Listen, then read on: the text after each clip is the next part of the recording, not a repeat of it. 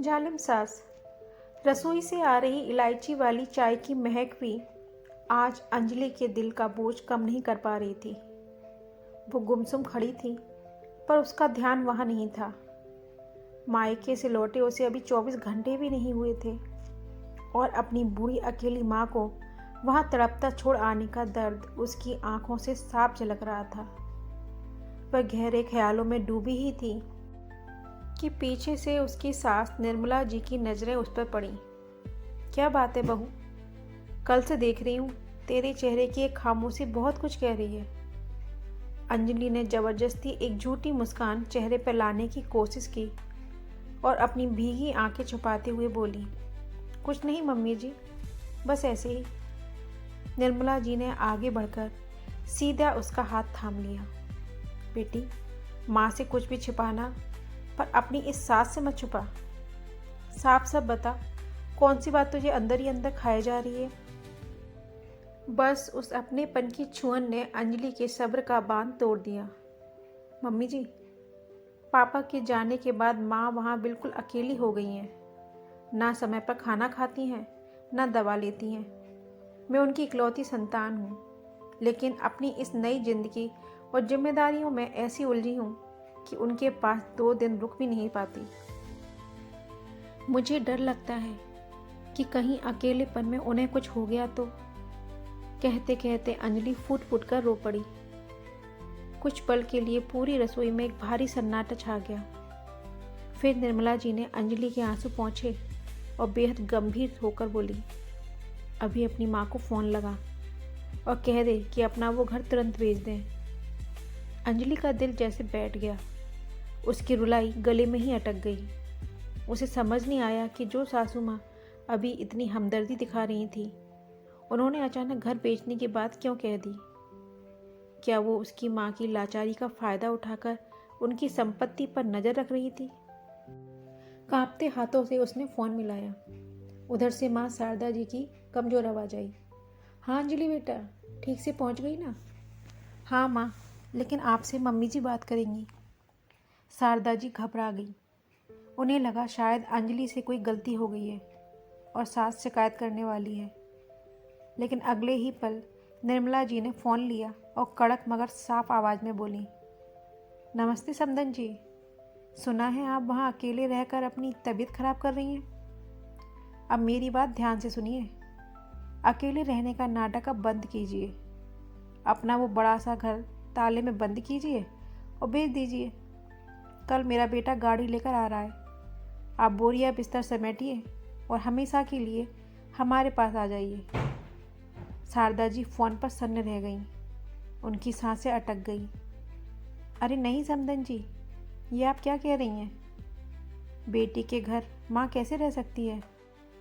हमारे समाज में तो बेटी के चौके का पानी पीना भी पाप माना जाता है। 4 लोग बातें बनाएंगे कि बेटी के घर आकर बैठ गई। निर्मला जी इस बार मुस्कुरा दी, लेकिन उनकी आवाज़ में एक कड़ापन था। समदन जी, ज़माना बदल गया है। बेटी भी उतनी ही अपनी होती है जितना बेटा। आपने उसे पढ़ाया लिखाया, इस काबिल बनाया कि आज वो अपने पैरों पर खड़ी है। अगर बेटा माँ बाप को साथ रखे तो दुनिया ताली बजाती है, और बेटी फ़र्ज निभाए तो पाप। ये कैसी दकियानूसी रीत है। जहाँ मेरी बहू का हक है, वहाँ उसकी माँ का भी पूरा सम्मान है।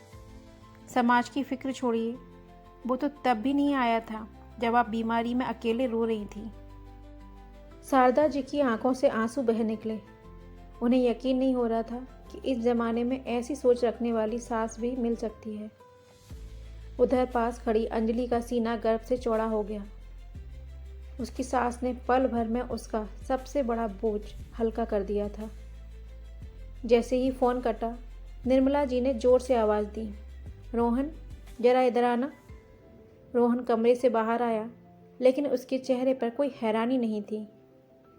वह मुस्कुराया और बोला, मम्मी, मैंने गाड़ी में पेट्रोल डलवा लिया है और माँ के कमरे के लिए जो नया बेड बुक किया था वो भी आज शाम तक डिलीवर हो जाएगा। अंजलि ने हैरान होकर रोहन को देखा। रोहन, तुम्हें यह सब पहले से पता था। रोहन ने अंजलि के कंधे पर हाथ रखा और बोला, अंजलि, जब तुम मायके में थी तब मम्मी ने ही मुझे फ़ोन करके कहा था कि तुम्हारी माँ की हालत ठीक नहीं है। ये सरप्राइज़ सिर्फ मम्मी का नहीं, हम दोनों का था। अंजलि अब खुद को रोक नहीं पाई। वह दौड़कर निर्मला जी के गले लग गई। निर्मला जी ने उसके सिर पर हाथ फेरते हुए कहा, पगली, रिश्ते सिर्फ खून से नहीं बनते, अपनापन निभाने से बनते हैं। अगर मैंने तुझे अपनी बेटी माना है तो तेरी माँ की जिम्मेदारी उठाना मेरा भी तो फर्ज है। अगले दिन शारदा जी उस घर में आई तो मेहमान बनकर नहीं, बल्कि उस घर की दूसरी मुखिया बनकर। शुरुआत के 2-4 दिन तो अच्छे भी थे, पर जैसा कि डर था, समाज ने अपनी रंगत दिखाई।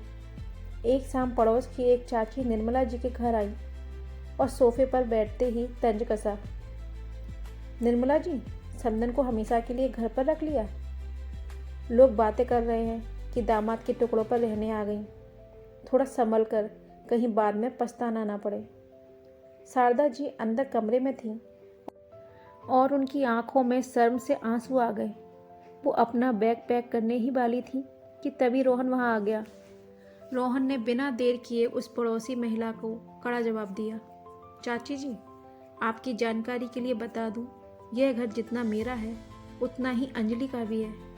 अंजलि कमाती है और इस घर की ईंट ईंट में उसका पसीना है। मेरी माँ अगर अपनी बहू के घर में रह सकती है तो अंजलि की माँ अपनी बेटी के घर में क्यों नहीं। वो किसी के टुकड़ों पर नहीं, अपनी बेटी के हक के साथ यहाँ आई है। पड़ोसी चाची का चेहरा उतर गया और वो बिना चाय पिए ही वहाँ से खिसक गई। इस घटना के बाद शारदा जी का सारा डर खत्म हो गया। कुछ ही दिनों में उस घर की रौनक देखने लायक थी। सुबह दोनों समधने यानी निर्मला जी और शारदा जी हाथों में हाथ डाले टहलने जाती, मंदिर जाती और रसोई में सहेलियों की तरह हंसते बोलते काम करती। अंजलि जब ऑफिस से थक कर लौटती तो उसे 2 माताओं का आशीर्वाद एक साथ मिलता। उस दिन अंजलि को पहली बार महसूस हुआ कि अगर सोच बदल जाए तो बेटी का घर भी माँ का अपना आशियाना बन सकता है। कभी कभी सबसे बड़ा रिश्ता खून का नहीं, बल्कि इंसानियत और बदली हुई खूबसूरत सोच का होता है।